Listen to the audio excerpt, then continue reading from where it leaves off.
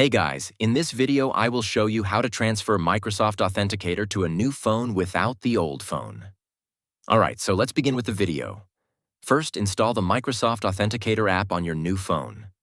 Open your phone's App Store, whether it's the Google Play Store on Android or the App Store on iOS. In the search bar, type Microsoft Authenticator, then tap Download or Install and wait for the app to finish installing. Once the app is installed, open it and tap the Sign-in option. You'll be asked to enter the email address associated with your Microsoft account.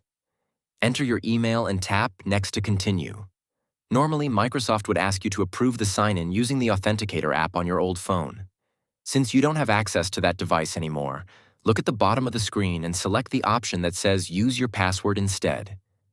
Enter your Microsoft account password to sign in and recover your authentication details.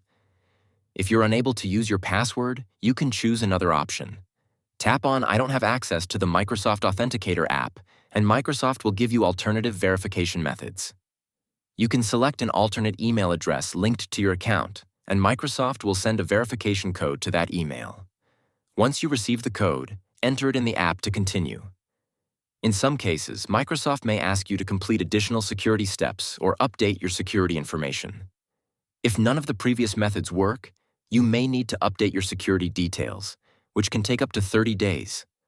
Follow the on-screen instructions, sign into your Microsoft account again, and add new security information such as a phone number or alternate email address.